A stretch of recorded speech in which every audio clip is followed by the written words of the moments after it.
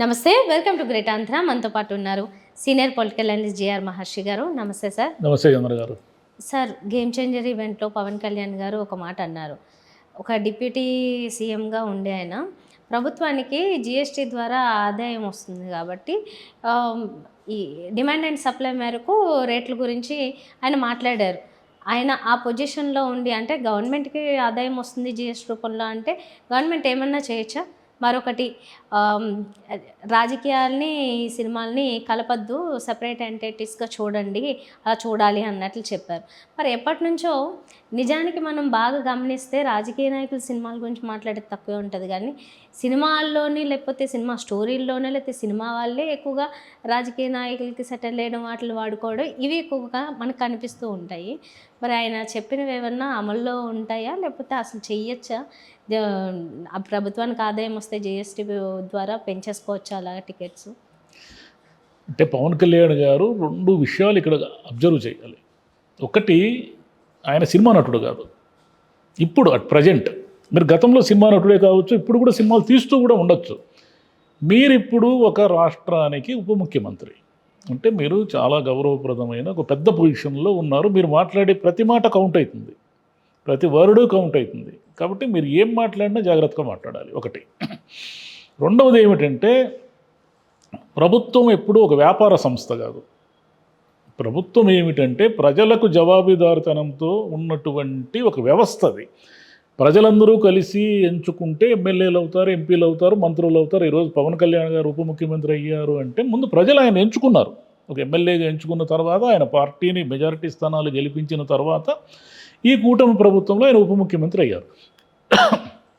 ఇంకోటి ఏంటంటే, demand and supply సూత్రము అన్నిటికీ వర్తించదు, దానికి కొన్ని నిబంధనలు ఉంటాయి. అంటే ప్రభుత్వం ఏమిటంటే ప్రజలకు మేలు జరిగే ఏ అంశాన్నైనా కూడా ప్రభుత్వం పర్యవేక్షించాలి. ప్రజలకు నష్టం జరిగితే ప్రభుత్వం వెంటనే రంగంలోకి దిగి వాళ్లకున్న వ్యవస్థలన్నీ ఉపయోగించి ప్రజలకు ప్రొటెక్ట్ చేయాలి. అంటే ప్రజల డబ్బుని ప్రొటెక్ట్ చేయాలి, ప్రజల ఆస్తిని ప్రొటెక్ట్ చేయాలి, ప్రజల మాన ప్రాణాలను ప్రొటెక్ట్ చేయాలి. దాన్నే కదా లా అండ్ ఆర్డర్ అంటారు, దాన్నే కదా అడ్మినిస్ట్రేషన్ అంటారు. లా అండ్ ఆర్డర్ అంటే ఏమిటి? మీ మాన ప్రాణాలను ప్రొటెక్ట్ చేయడం అనేది లా అండ్ ఆర్డర్. మీ ఆస్తి కానీ, మీకున్న మీ డబ్బును కానీ, వీటన్నిటిని ప్రొటెక్ట్ చేయడం అనేది అడ్మినిస్ట్రేషన్. డిమాండ్ అండ్ సప్లై సూత్రము సినిమాలకు ఎలా వర్తిస్తుంది? సినిమాలని, అవును, సినిమాలు మొదటి రోజు ఆ హీరో అభిమానులు వాళ్ళందరూ కూడా చూస్తారు. 1000 రూపాయలు ఇచ్చి చూస్తారు, 2000 ఇచ్చి చూస్తారు, 3000 ఇచ్చి చూస్తారు అనుకుందాం. అనుకున్నంత మాత్రాన ప్రభుత్వాలు ఇష్టం వచ్చినట్లు రేట్లు పెంచుకోవడానికి లేదా వాళ్ళు ఇష్టం వచ్చినట్లు అనుమతులు ఇస్తారా? అంటే మేము 1000 కోట్లతో తీసాం కాబట్టి మీరు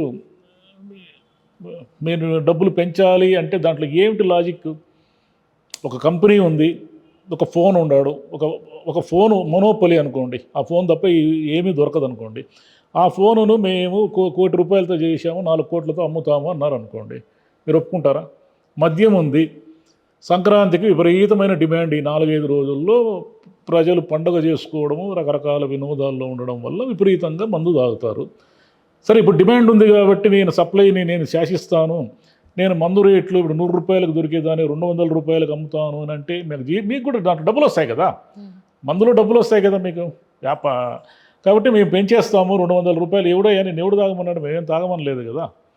200 రూపాయలకు ఇష్టమైతే తాగు, కష్టమైతే పో అన్నారు అనుకోండి, ఊరుకుంటుందా ప్రభుత్వం? ఊరుకోదు కదా. కాబట్టి డిమాండ్ అండ్ సప్లై అనేది సూత్రం ఇక్కడ వర్తించదు. మీరు ఏమిటంటే, అంటే ఉదాహరణకు ఆనియన్స్ దొరకలేదు, ఆనియన్స్ ఒక్కొక్కసారి విపరీతమైన డిమాండ్ ఏర్పడతాయి. టమాటో కానీ ఆనియన్ కానీ మనకు తెలుసు, హఠాత్తుగా 100 రూపాయలు 200 రూపాయలు కిలోగా మారిపోతాయి.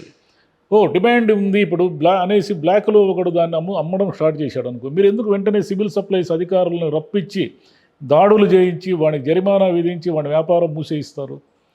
డిమాండ్ అండ్ సప్లై సూత్రమే కదా. అమ్ముతానే, నాకు ఆనియన్స్కి డిమాండ్ ఉంది, నేను జనం కొనుక్కుంటున్నారు, నేను 200కి అమ్ముతా, నీకేమే అంటాడు.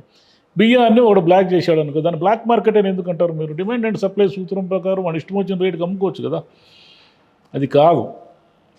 ప్రజలకు ఏది మేలు చేకూరుతుందో అది దానికి లోబడి డిమాండ్ అండ్ సప్లై సూత్రం ఉండాలి. ప్రజలకు మించిపోకూడదు ఏది కూడా. ఇప్పుడు ఏమిటంటే ఆంధ్రప్రదేశ్లో జరిగింది ఏమిటంటే, గేమ్ చేంజర్ సినిమాకి వాళ్ళు టికెట్లు రేట్లు పెంచారు. ఆయన ఏమంటాడంటే, మేము ఇట్లా టికెట్ల రేట్లు పెంచకపోతే బ్లాక్ మార్కెట్లో అమ్ముతారు అని అన్నాడు, ఒక మాట అన్నాడు. నేను కూడా గతంలో ఏదో సినిమాకి బ్లాక్ మార్కెట్లో కొన్ని చూశాను. సరే అప్పుడు మీరు చిన్నవాళ్ళు ఏదో ఇంటర్మీడియట్ ఏదో చదువుకుంటుంటారు కాబట్టి మీ అది ఇష్టం, మీ ఇష్టం. యువకుడుగా ఉన్నప్పుడు మీరు బ్లాక్ మార్కెట్లో కొని ఉండొచ్చు, చాలామంది ఉన్నారు. నేను కూడా బ్లాక్లో చాలా సినిమాలు చూశాను. మొన్న మీరు ఒక సినిమాని ఈ రేటుకు అమ్ముకోవాలని డిసైడ్ చేశారు. ఆ రేటుకి ఎవడైనా అమ్మాడా?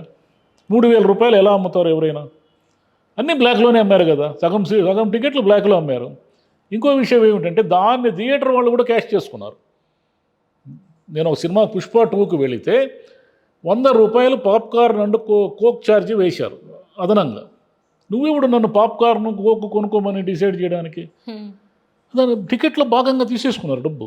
ఏం చేస్తావు నువ్వు లోపలికి పోయిన తర్వాత అతను ఎంట్రీలో కూపన్ ఇస్తే ఆ కూపన్ని అక్కడ పాప్కార్న్ కూల్ డ్రింక్ వాళ్ళకి ఇస్తే వాళ్ళు ఒక చిన్న కోక్ ఒక చిన్న పాప్కార్న్ ఇచ్చారు. దాని వేల ఎంత ఉంటుంది? మహా అయితే 30 రూపాయలు ఉంటుంది. అంటే 70 రూపాయలు దోచారు కదా వాళ్ళు. థియేటర్ వాళ్ళు 70 రూపాయలు, అంటే థియేటర్ వాళ్ళు అంటే మీరు చేసే ఈ పని వల్ల ఎవరు దొరికినంత వాళ్ళు దోచేస్తున్నారు. ఎవరు నష్టపోతున్నారు? జనం నష్టపోతున్నారు. అంటే అభిమానులు అంటే వాళ్ళు అడిక్ట్ అయ్యారు. ఒక పలానా హీరో సినిమా చూడాలి, 1000 రూపాయలైనా 2000 అని వాళ్ళు సినిమా చూడడానికి అలా అడిక్ట్ చేశారు. మీరేదో చెప్తున్నారు కదా, అన్ని ఊర్లలో సభలు పెట్టి మేము ఒక అద్భుతాన్ని తీసాము 100 కోట్లు ఈ పాటకు ఖర్చు పెట్టాము, 100 కోట్లకి ఫైట్లకు ఖర్చు పెట్టాము అనేసరికి జనానికి ఇంట్రెస్ట్ ఏదో ఉంది, ఈ సినిమాలో ఏదో చూడాలి ఫస్ట్ డే చూసిపోవాలి అని. కాబట్టి డిమాండ్ అండ్ సప్లై సూత్రం ప్రకారం ప్రేక్షకులను దోపిడీ చేయడం కరెక్ట్ కాదు. పోనీ ఆ డబ్బు ఎవరికి పోతా ఉంది? మీకు 18% జిఎస్టీ వస్తుంది అనుకున్నారు. 18% జిఎస్టీతో ఏమైనా అద్భుతాలు ఏమైనా చేసేస్తారా మీరు? ఇక్కడే తెలంగాణ ప్రభుత్వంలో గురుకుల సెస్ అని పెట్టాము, మేము టికెట్ల రేట్లపైన వచ్చే కొంత సెస్ని గురుకులాలకు వాడతామని చెప్పారు. మీరు అట్లా ఏమైనా చెప్పారా? అయ్యా పలానా క్యాన్సర్ ఆసుపత్రికి లేదా పలానా చారిటీస్ కోసము లేదా పలానా అన్న క్యాంటీన్ల కోసము మేము 5% సెస్ వేసి టికెట్ల రేటు మీద మేము వచ్చిన డబ్బులు తీసుకుంటున్నాము అని మీరేమన్నట్టేమని చెప్పారా? చెప్పలేదు కదా. మరి నిర్మాత 100 కోట్లు పెడతాడా 1000 కోట్లు పెడతాడని ప్రభుత్వానికి మీకేం అవసరము? మీకు అవసరం లేని విషయం కదా. ప్రేక్షకుల మీద జిఎస్టీ నార్మల్ రేట్ల మీద ఎంత వస్తే అంత తీసుకోండి. అంటే ప్రేక్షకుల మీద వచ్చే 3 రోజులు జిఎస్టీతో మీ ప్రభుత్వాలు ఏమైనా జీవిస్తాయా? జీవించవు కదా. ఆయన సినిమా వ్యక్తి కాబట్టి ఆ సైడ్ నుంచి ఆలోచిస్తూ రాజకీయంలో ఉన్నానని సంగతి మర్చిపోయారు. అసలు ఆయనకి అది సంబంధం లేకపోతే ఆ వర్షన్ వేరేగా అనిపించేది ఆయనకి. ఉప ముఖ్యమంత్రిగా ఆయన మాట్లాడకూడదు, ఒక హీరోగా ఆయన ఏమైనా మాడచ్చు. ఇప్పుడు ఆయన హీరో కాదు, ఆయన సినిమా నటుడు కాదు, గతంలో సినిమా నటుడు. మీరు సినిమాలు ఇప్పుడు తీస్తూ ఉన్నప్పటికీ మీ ప్రియారిటీ సినిమా కాదు, మీ ప్రియారిటీ పాలిటిక్స్. తెల్లవారేసరికి మీకున్న సెక్యూరిటీ, మీకున్న మీ చుట్టూ ఉన్న వ్యవస్థలన్నీ పొలిటికల్ వ్యవస్థలు. మీ చుట్టూ సినిమా వాళ్ళు ఏమి గన్స్ పట్టుకొని సెక్యూరిటీగా ఏమి నిలబడలేదు. మీ చుట్టూ ఉన్న వాళ్ళు పోలీస్ సెక్యూరిటీ కదా మీ చుట్టూ ఉండేది. మరి పోలీసులు అంటే ఎవరు? ప్రభుత్వానికి సంబంధించిన వాళ్ళు. మీరు ఒక ప్రభుత్వ నేత, ఉప ముఖ్యమంత్రి.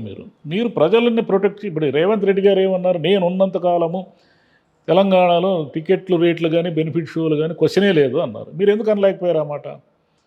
అంటే మీరు సినిమా వాళ్ళు కాబట్టి మీరు సినిమా వాళ్ళకు మేలు చేయాలని అనుకున్నారా? సినిమా వాళ్ళు కాదు మీరు ప్రజలకు సంబంధించిన మనిషి. కాబట్టి అది అర్థం చేసుకోవాలి పవన్ కళ్యాణ్ గారు. ఇంకోటి ఏమిటంటే గవర్నమెంట్ లాభ నష్టాల సంస్థ కానే కాదు. ప్రభుత్వం ఎప్పుడు ప్రజలకు జవాబుదారీగా ఉండే సంస్థే తప్ప ఇది ప్రాఫిట్ ఇది లాస్ అంటే అన్ని ప్రాఫిట్ వచ్చే పనులే చేయండి. ఈ పథకాలన్నీ ఎందుకు మీకు? ఈ పథకాలన్నీ తీసేయండి. ఈ పథకాలన్నీ లాసే కదా, ప్రజలకు ఇచ్చేటువంటి లాసే కదా. అన్నీ లాభం వచ్చే పనులే చేయండి. మొత్తం ఆర్టీసీ బస్సులు ఇంక ఏవేవి ఉన్నాయో అన్ని ప్రభుత్వానికి సంబంధించిన సంస్థలన్నీ ప్రైవేట్కి ఇచ్చేయండి. విపరీతంగా లాభాలు వస్తాయి కదా. మరి ఆ లాభాలన్నీ తీసుకొని ఎవరి మీద ఖర్చు పెట్టాలనుకున్నారు మీరు? ప్రజలు కదా మీకు అధికారం ఇచ్చింది. మీరు మీకోసం మీ బిల్డింగుల కోసం ఖర్చు పెట్టదలుచుకున్నారా? కాబట్టి పవన్ కళ్యాణ్ గారు ఇంకా తెలుసుకోవాలి ఆయన. ఇంకోటి ఏమిటంటే అది హీరోల్ని మేమంతా రప్పించమంటే హీరోలను రప్పించారా, హీరోలను రప్పించలేదా? సరే మీరు ఒక జీవో ఇవ్వండి చూద్దాము. ఇక మీద ప్రభుత్వానికి సినిమాలకి ఏమీ సంబంధం లేదు. సినిమా వాళ్ళు ఇష్టం వచ్చిన రేట్లు పెట్టుకోవచ్చు, ఇష్టం వచ్చిన రేట్లకు అమ్ముకోవచ్చు. క్యాంటీన్లో ఒక్కొక్క కోక్ 500కి అమ్మొచ్చు, ఒక్కొక్క పాప్కార్న్ మనం 600కి అమ్మొచ్చు అని ఇచ్చుకోండి, జీవో ఇవ్వండి. ఇవ్వలేరు కదా. ఎందుకు ఇవ్వలేరు? భయం, ప్రజల నుంచి వచ్చే నిరసనని తట్టుకోవాలి కాబట్టి. అంటే అది కాదు.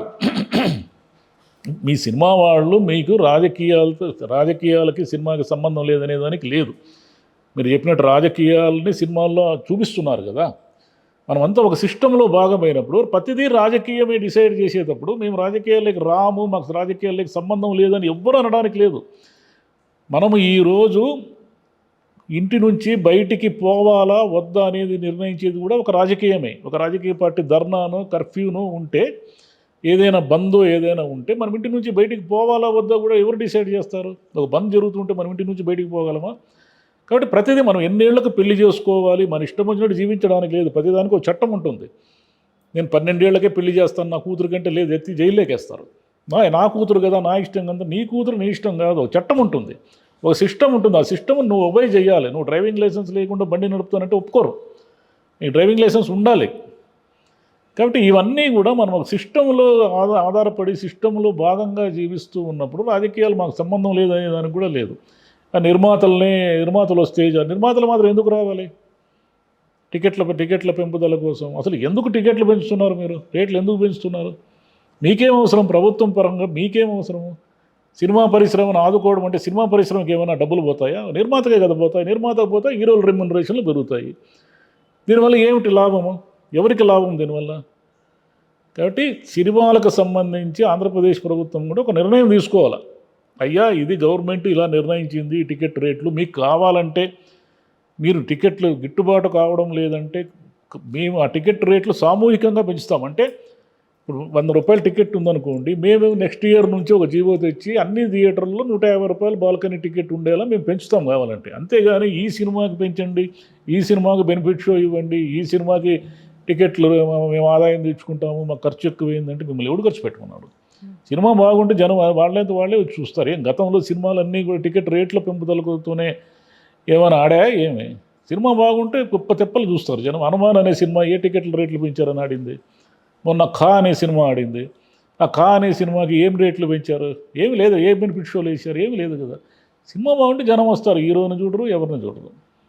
కాబట్టి పవన్ కళ్యాణ్ గారు ఏం మాట్లాడినా, ఎక్కడ మాట్లాడినా ఆయన ఉప ముఖ్యమంత్రి ఆయన గుర్తుపెట్టుకొని మాట్లాడాలి. ప్రభుత్వానికి ఆయన బాధ్యత వహిస్తున్నాడు. ప్రభుత్వం లాభ నష్టాల సంస్థ కాదు. కాబట్టి ఎక్కడైనా ప్రజలకు మేలు జరిగేది చెప్పాలి. వాళ్ళు ప్రజలకు జోబులు కత్తిరిచ్చేది చెప్పకూడదు.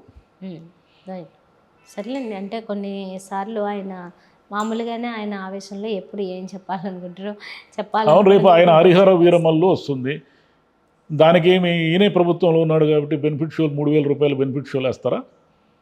దానికి ఒక్కొక్క రేటు టికెట్ రేటుతో 10 రోజుల పాటు 1000 రూపాయలు పెంచమని చెప్తారా? ఎలా చెప్తారు మరి? ఎక్కడికి వెళ్ళినా ఓజీ అన్నారు. ఈయన సినిమాలు కూడా వస్తున్నాయి కదా. ఒక ఉప ముఖ్యమంత్రిగా ప్రజలకి ఎక్కువ టికెట్ల రేటు పెట్టి సినిమా చూడమని మీరు ఎలా చెప్తారు? రేపు ఆయనకు అసలైన క్వశ్చన్ ఉంది. రేపు ఇవి కాదు గేమ్ చేంజరు, ఇది కాదు, అసలైన సమస్య రేపు ఉంది ఆయనకి. కాకపోతే ఏపీ ఆంధ్రాలో అయితే ఆయన వరకు ఏం సమస్య ఉండదు. అది ఎవరైనా ప్రతిపక్షాలు అడుగుతారు కదా, వైసీపీనో సిపిఐయో సిపిఎం అడుగుతారు కదా, ఏమయ్యా ఏం ఉప ముఖ్యమంత్రి అయ్యావా నువ్వు? నీ సినిమాకి టికెట్ రేట్లు పెంచుకుంటున్నావు నువ్వు అని, నీ సినిమాకి ఎందుకు ఇవ్వాలి? నువ్వు ఉప ముఖ్యమంత్రి గవర్నమెంట్లో ఉన్నావు కాబట్టి నువ్వు జీవోలు ముఖ్యమంత్రికి చెప్పి సంతకం పెట్టిస్తావా? ఎలా జరుగుతుందా ఇది అని అడిగితే ఏం చెప్తాడు ఆయన? కందుల దుర్గేష్ మీ మినిస్టరే కాబట్టి నువ్వు సంతకం పెట్టిస్తావు అన్నాడు. ఆయనకి ఏం చెప్తాడు ఆయన? రేపు ఉంది అసలు సమస్య. Okay, right sir. Thank you. Thank you.